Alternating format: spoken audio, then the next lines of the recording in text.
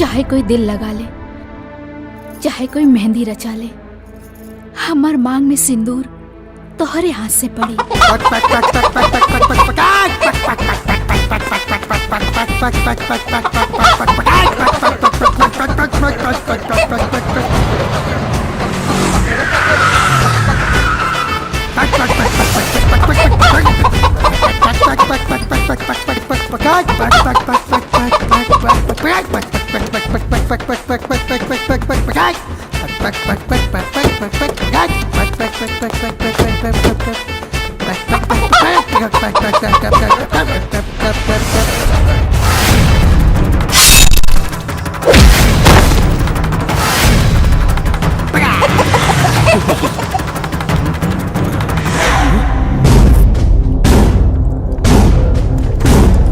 मार डालूंगा, काट डालूंगा, छोड़ूंगा नहीं, बर्बाद कर दूंगा।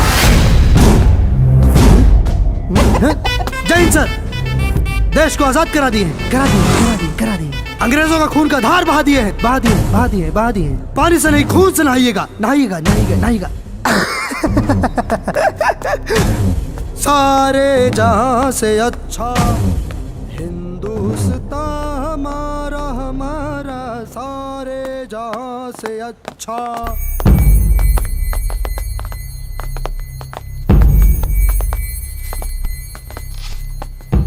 गोली, बंदूक और बम।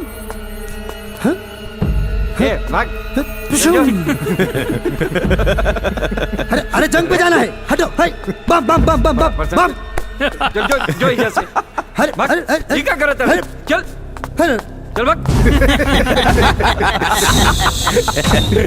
चींटी चढ़ी पहाड़ पे, पहाड़ टेढ़ा हो गया।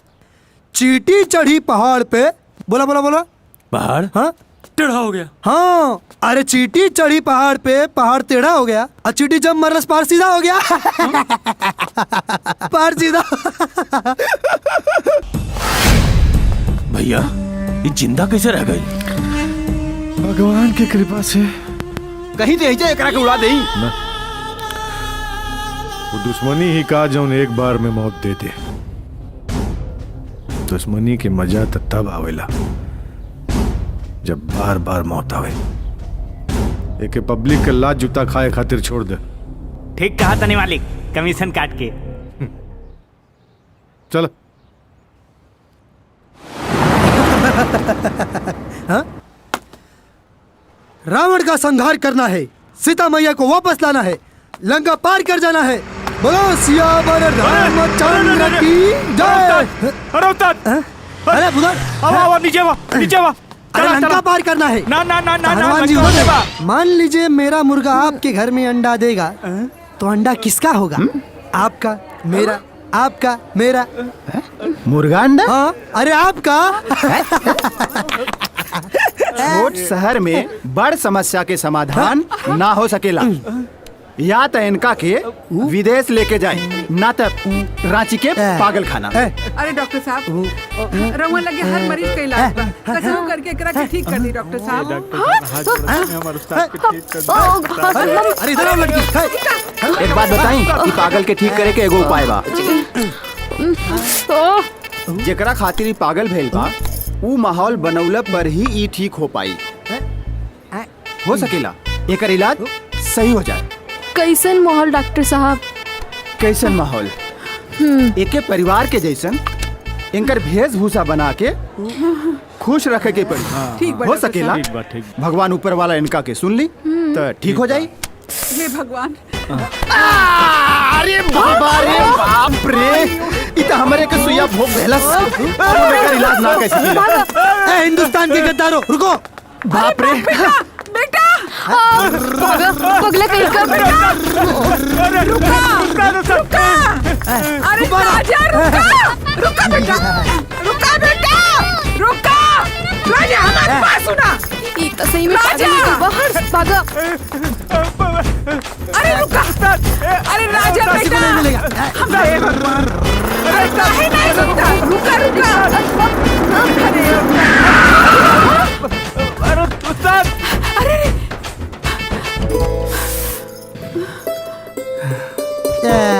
राजा, अरे हमार उस्ताद खिसियाल बड़े नु कि हम तोरा शादी में ना आईनी।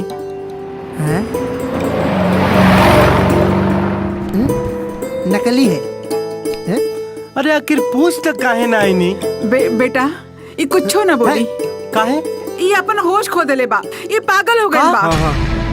ये देश है वीर जवानों का, अलबेलों का, मस्तानों का, इस देश का यारो, इस देश का यारो क्या कहना, ये देश है दुनिया का गहना।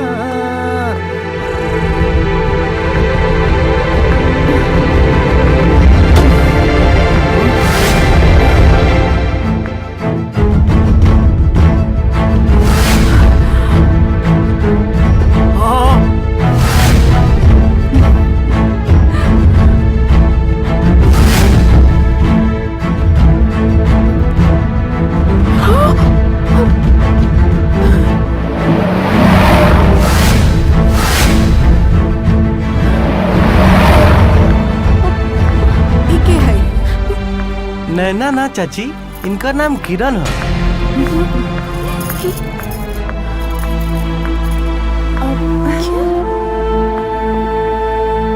का भाई ऐसे काहे दिखत आड़ा लोग?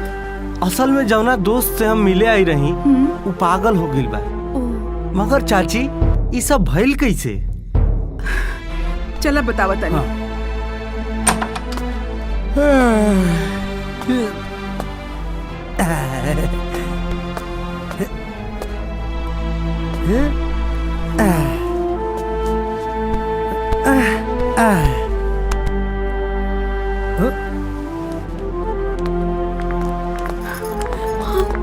कैसे? राजा चला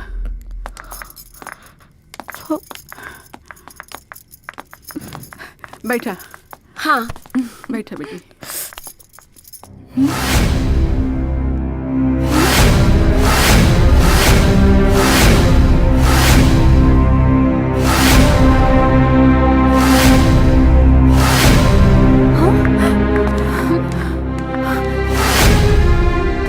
इता हम बानी। हाँ चाची, ये तो किरण बाड़ी। मगर चाची, भैया भाभी ये सब कैसे भइल चाची? बेटा वो निर्दयी लोग राजा के पूरे परिवार के मार देलिस, और तो और उनकर आनहर ससुर के भी जिंदा ना छोड़लिस। यहाँ तक के बेचारी के हाथ का मेहंदी और पाँव का महावर छूटे से पहले ओकर दे खून से लाल हो गए रहे। इत्तेफाक से इनका शकल नैना से मिला था। हाँ रितेश भैया, अगर ये चाह ली है तो हमारे उस्ताद ठीक हो जाइए। हाँ बेटा।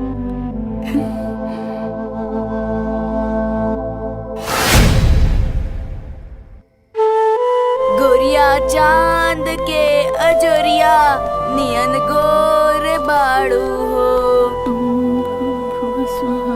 गाना गावल बंद कर, ना तो हमार माई पर शादी के जगह गाले पर निशानी दे दी। निशानी मिले या सलामी, गायक हम बन के छोड़ब, चाहे हमरा 10 दिन खाए के ना मिले। बेटा बेटा लोग केतना नालायक हो ना, बाकी महतारी खाए के थोड़े ना रोकेले। हाँ आ तू लोग तो वैसे भी हमारे लायक बेटा है ना? आओ प्रसादी देत हई। इला ई तोहार आ ई तोहर दोस्त के।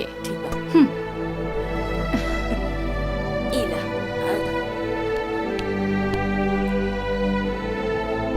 प्यार दुलार अपनापन के रिश्ता बस खाली गरीबन के घर में काहे मिलेला? काहे से बेटा, एगो गरीब के पास एकरे अलावा कुछ देवे बदे रहबे न करेला, यही से।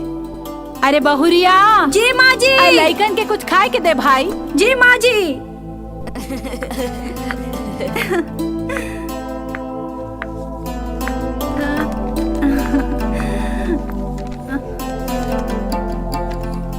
रउआ सही कहतानी दीदी। देवर जी ईटिंग कर ली। ईटिंग अच्छे से खा ली। हम गरीब घर के बेटी हैं और अमीर घर के पतो पानी। इली बाकी जवन खुशी सुख शांति वो माटी के घर में और माई के फटल फुटल अचरा के छाव में रहे ना, वो खुशी सुख शांति पति के महल कई महंगा कपड़ा गहना गुड़िया में दीदी नहीं थे।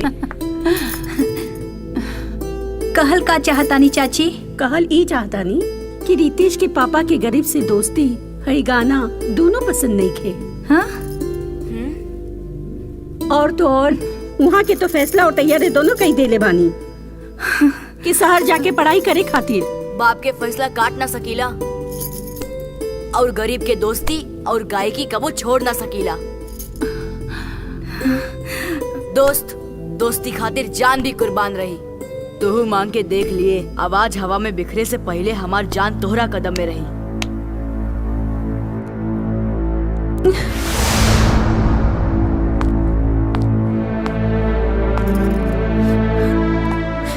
किरण, हम तोरा से एगो भीख मांगल चाहतनी। कैसन भीख? तोहरा हमरा दोस्त के पत्नी बने के नाटक करे के पड़ी।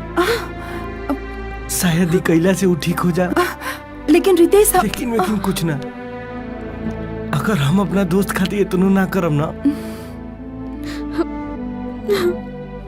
तो दुनिया हमारा के दोस्त ना मतलबी कही।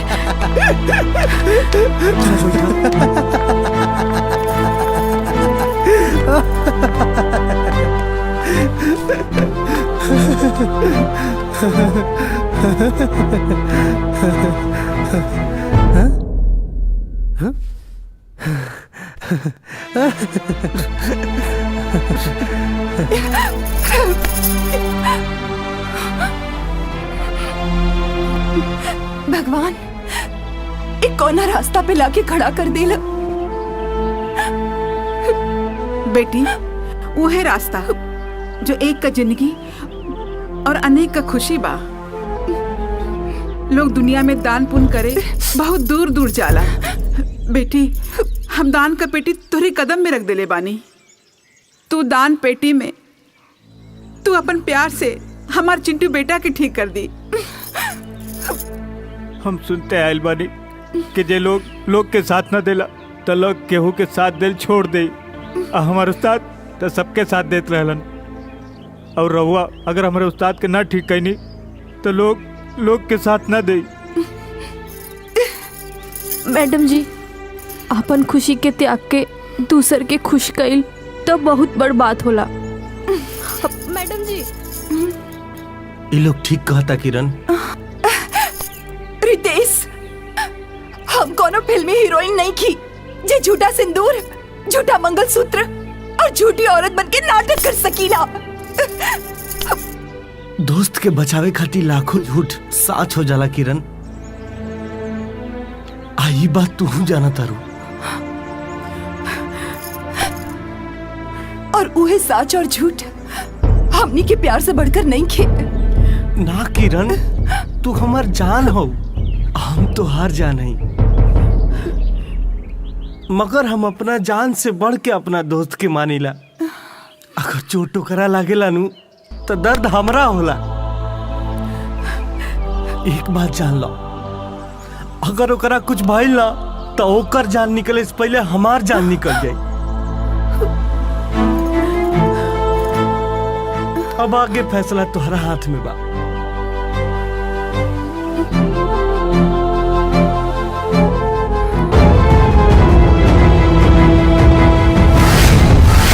किरण, ई तू का कैलू?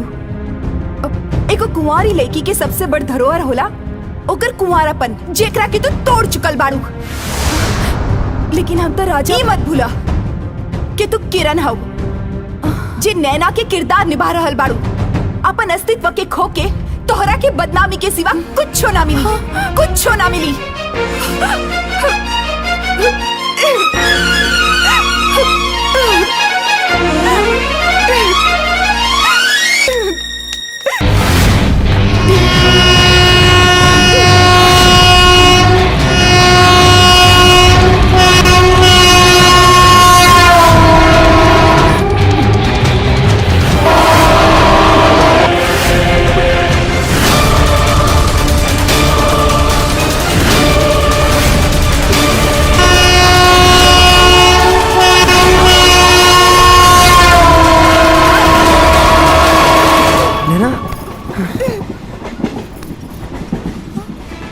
यार से कभी रूठना मत, वरना जिंदगी बिखर जाएगी। ये कोई खुली हुई जुल्फ नहीं जो फिर से संवर जाएगी। जुदा ना होना उनसे कभी जो जान देता हो तुम पर, वरना तुम्हारी याद में ही जिंदगी गुजर जाएगी।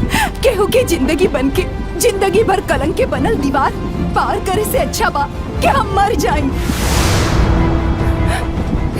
तो जिंदा लाश के सांस में प्यार की आस काहे भर लो?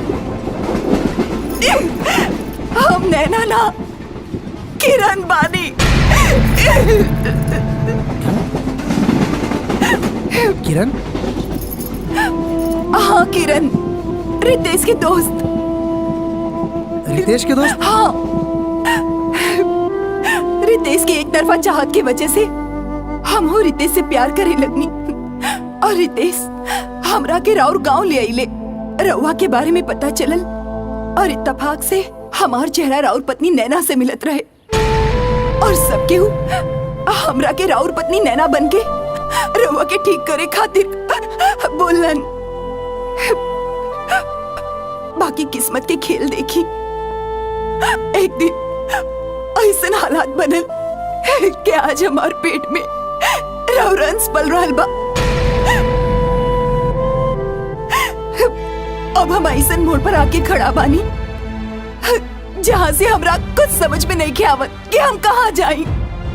रितेश के पास हम जा न सकीला और रउआ से अपन मदद के गुहार कर न सकीला। अभी तक हालात के तो हम ना बदल सकेनी, और हम जो कुछ भी कहनी तू नैना समझ के कहनी, और आज तोहरा वजह से हम होश में आइल बानी। अगर हमारा दोस्त के एतराज ना होके तो एहसान समझ के ना, प्यार समझ के अपना ले।